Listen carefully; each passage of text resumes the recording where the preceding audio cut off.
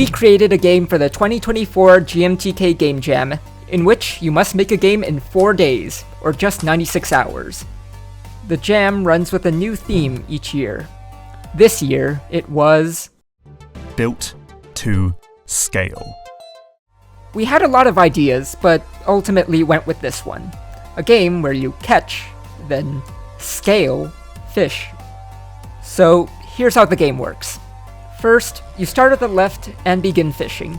The hook will automatically lower by itself, but you can control its direction with the A and D keys. After you've caught some fish, it's time to take them to the scaling station. If you go too fast while scaling the fish, it'll damage it and lower its value. After you've got your processed fish, you can feed them to a bunch of hungry, aquatic customers. Then, they'll give you money, which you can use to upgrade your knife, rod, and hook. Rinse and repeat, going deeper and scaling larger fish each time. And that's the game. It's this feedback loop that drives the core of the game, which makes it strangely addicting. Brilliant use of the theme, we thought. But how did we do? Oh, we got top 100? Holy sh**. So, how about taking the word scale to mean the scales on a fish? That's the idea behind Scale the Depths. We won? What the f***? At the start of day 1, we sat around to come up with an idea. After that, we made a master game design doc. Now, if you're making a game, this part is really important. Here's an example with some of the things in ours. It helped us stay on track, let us visualize all the different systems in the game, and also how they interacted with one another. Because of the 96-hour time limit, we filtered out a bunch of less important parts in the planning, and got to work on the stuff that we would actually need by the end. Basically, if it wasn't essential to the core of the game design, it was cut. So, in the end, the game was designed with 4 major systems that make up the core loop: fishing, scaling, feeding, and upgrading. When it came time to plan for what the game would look like, I experimented with 2 art styles.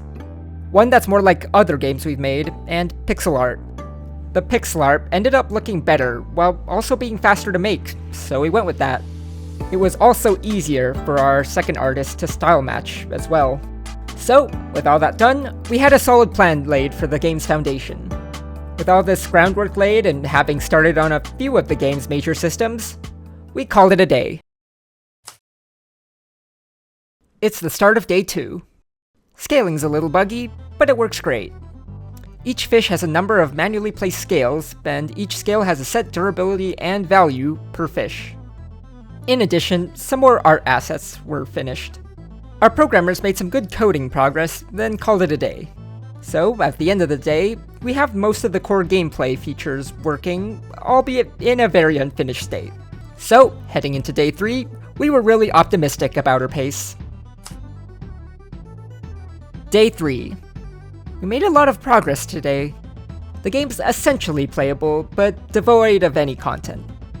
That UI's looking really rough though. Let's do something about that. We had an idea to add a flying fish that would come and deliver your shop upgrades, like an Amazon drone. So that's what the shop's designed after. We ended up not having any time to make that flying fish though, and it ended up being cut for time constraints. At the end of the day though, pretty much all the remaining art was finished, leaving just some polish, some code, and animation left for the final day. Oh, and we got some music from our sound people. It's really good. Here's the tracks.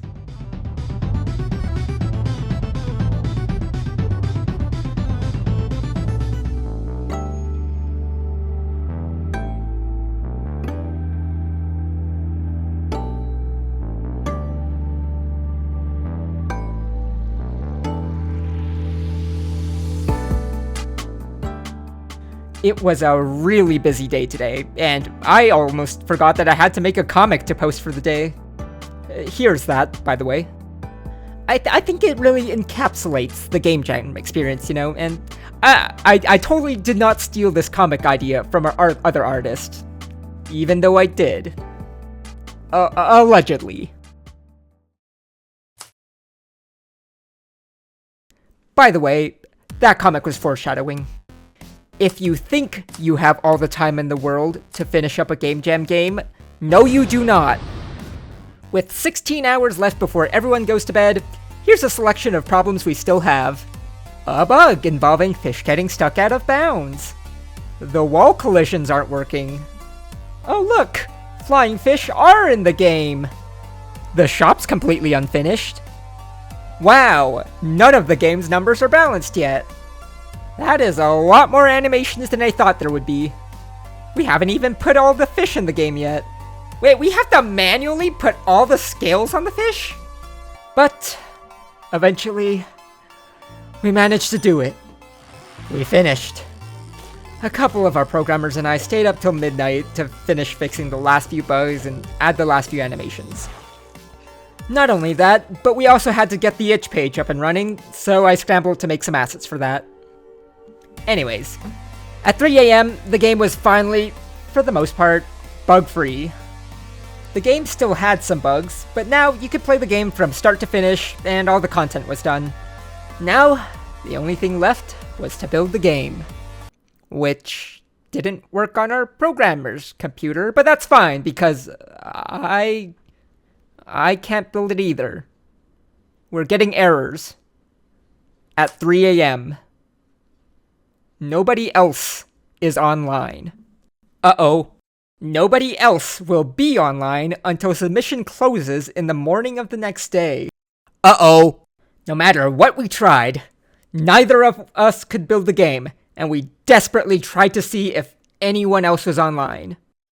Thankfully, the other guy with me, Chace, was still one of the programmers, and he was still awake with me.